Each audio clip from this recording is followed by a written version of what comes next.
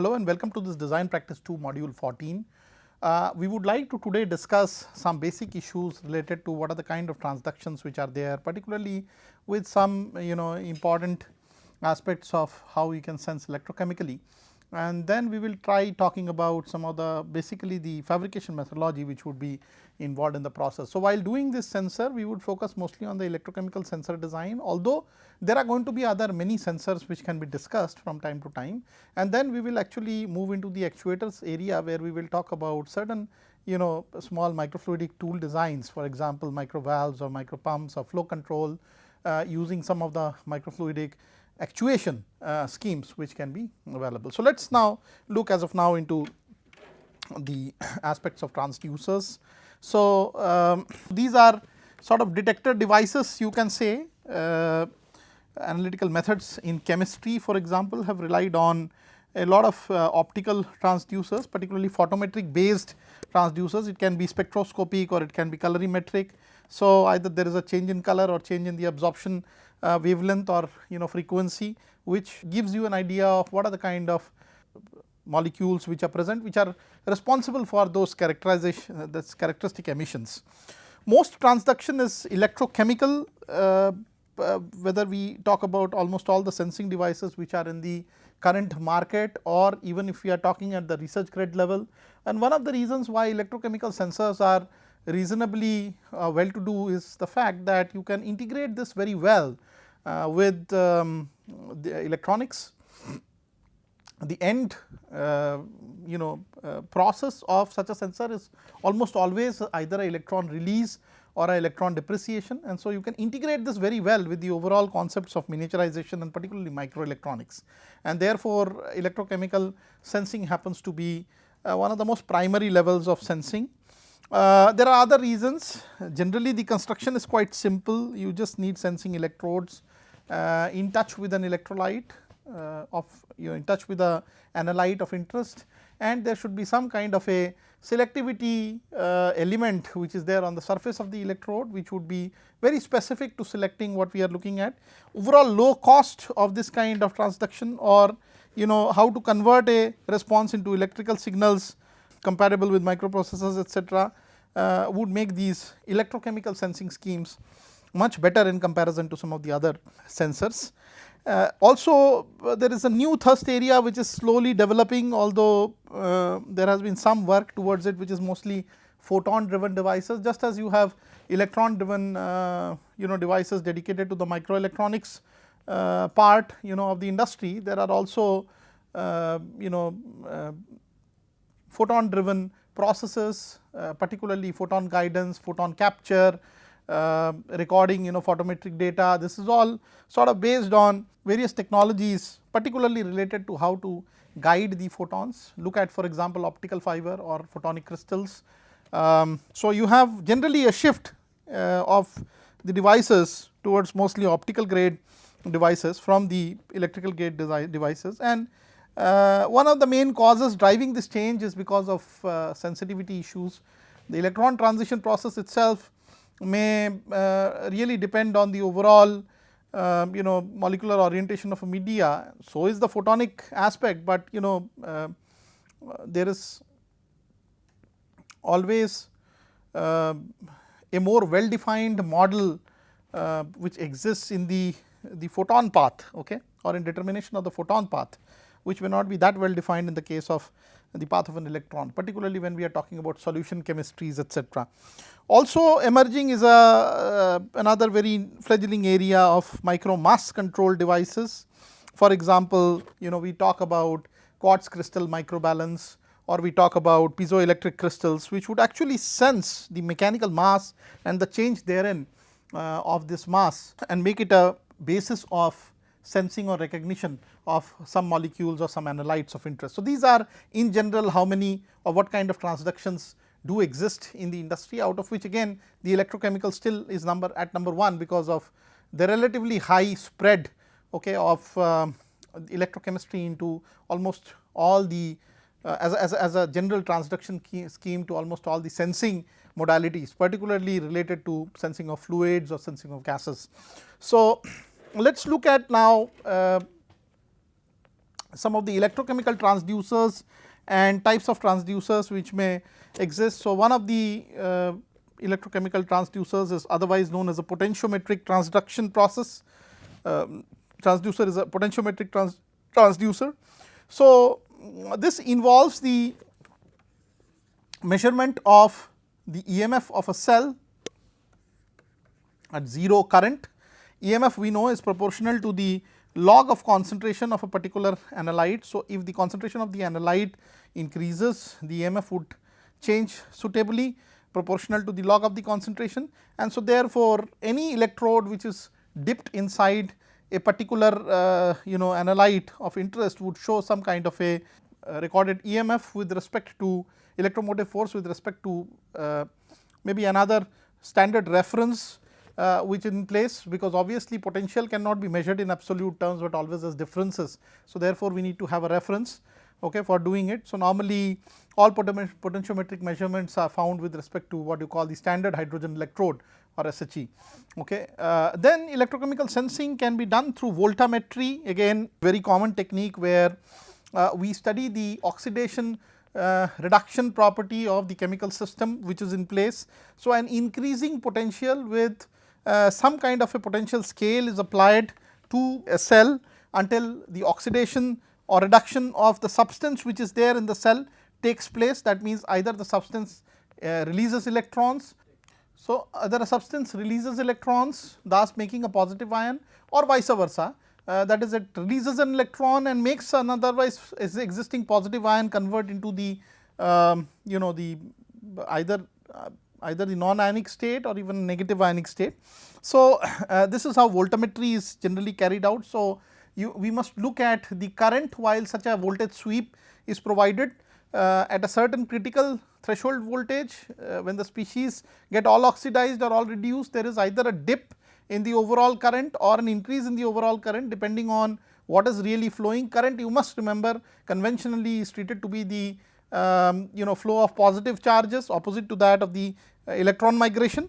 So, suitably some systems can be developed for doing this kind of voltammetric measurements.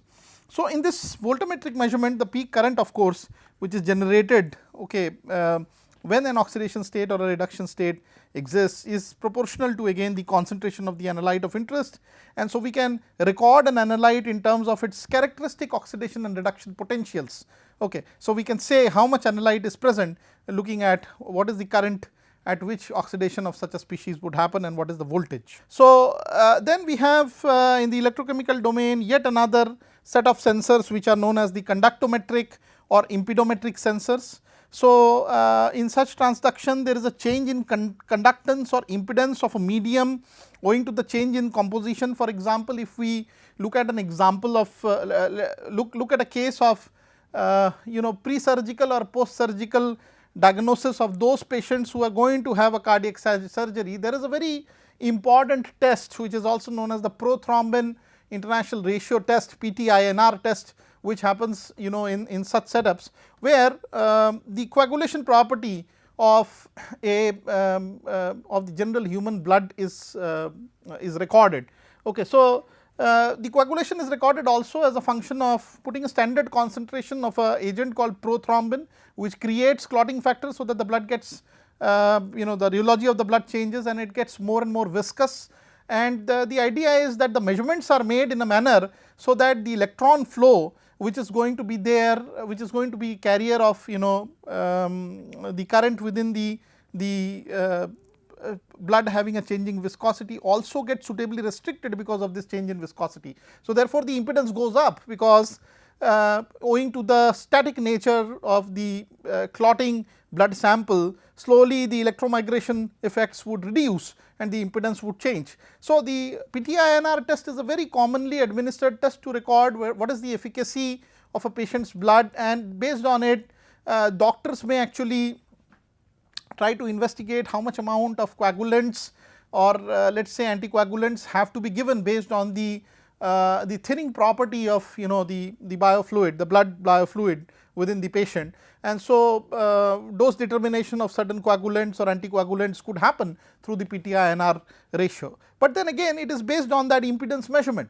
So, it is a change of some kind of a resistance or conductance, let us say, of a highly viscous sample of blood as opposed to relatively thinner blood samples, okay, because of the change in the clotting factors. The clotting factors initially are initiated through that recognition element, which is the prothrombin in this particular case. So, you can measure such changes electrically by looking at the conductance data, or the impedance data would be a more appropriate description, because because if supposing the overall ohms resistivity is low, then it is always the frequency based impedance which would come up because of the capacitive nature of the sensing scheme.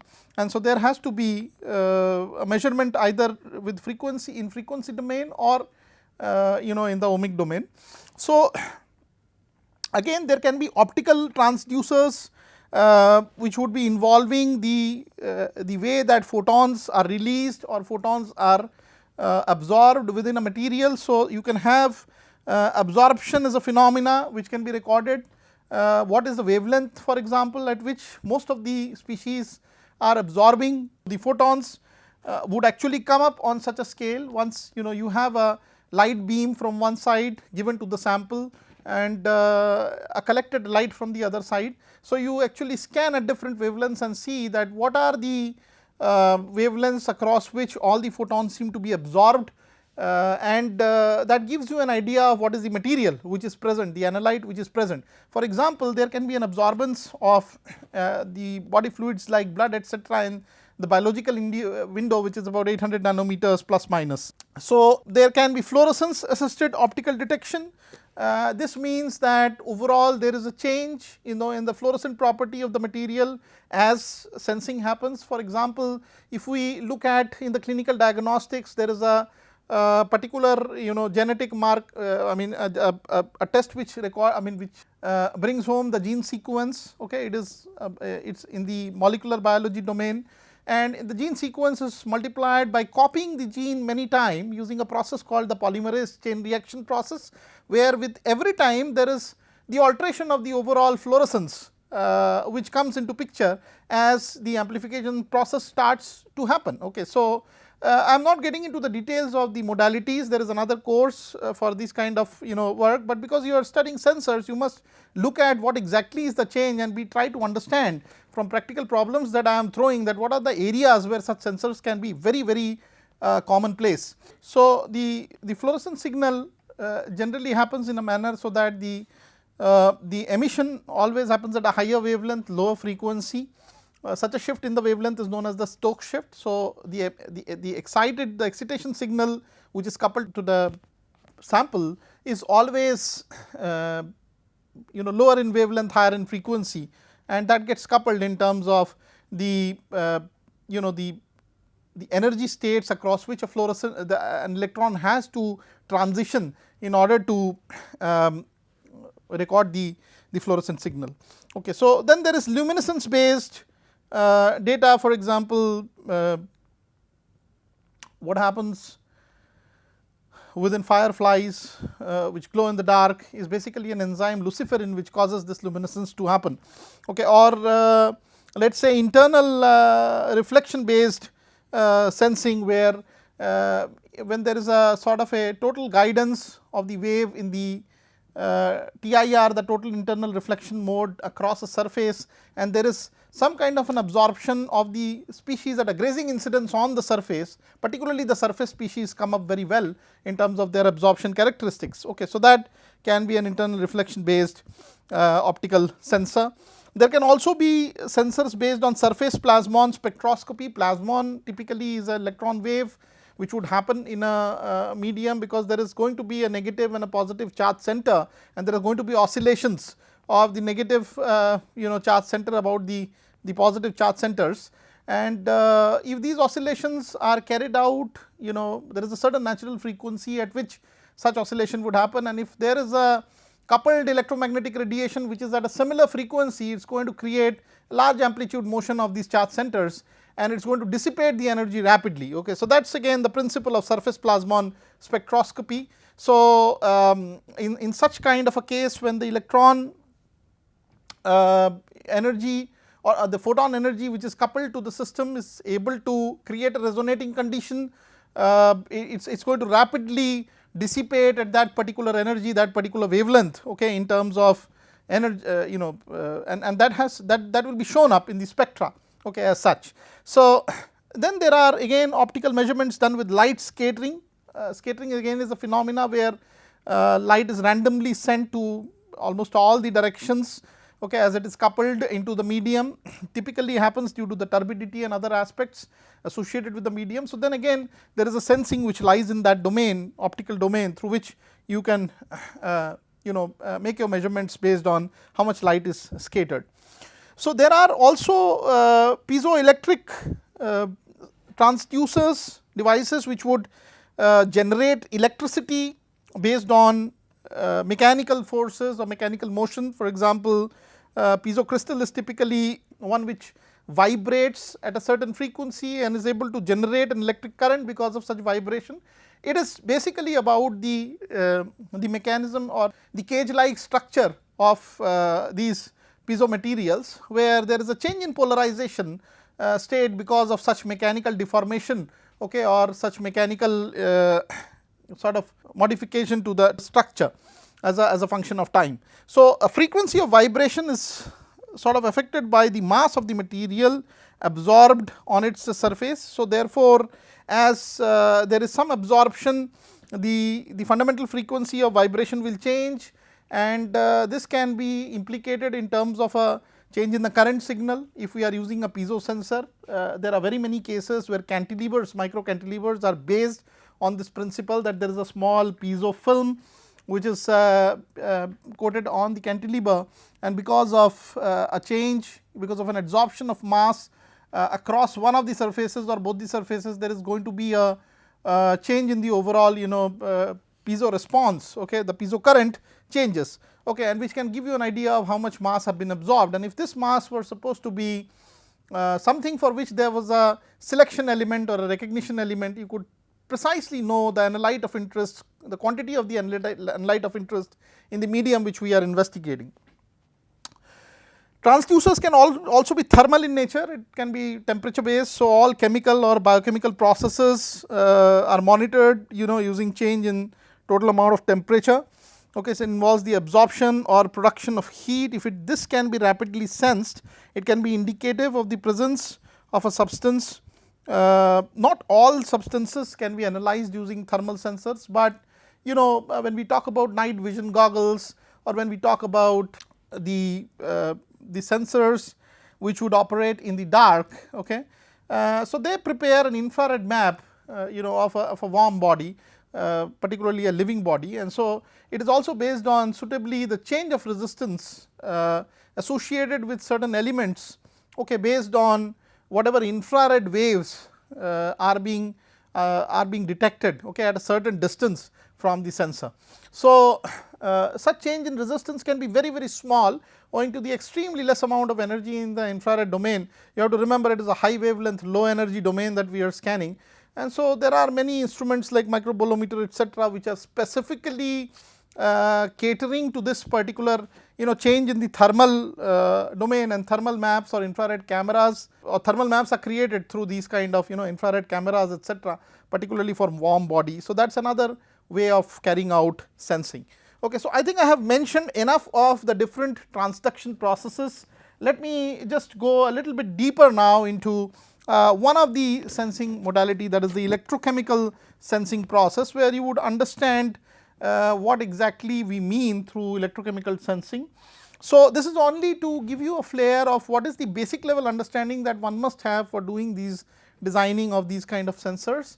So, I am going to talk about electrochemistry, and I am going to talk about the charge transfer which will happen once there are two phases which come together. For example, there is a solid phase which have been dipped into a liquid, or for example, there is a oil like phase which is again mixed with liquid, thus creating droplets of oil in a liquid, or even there is a let us say two different solids at two different zeta potentials coming together.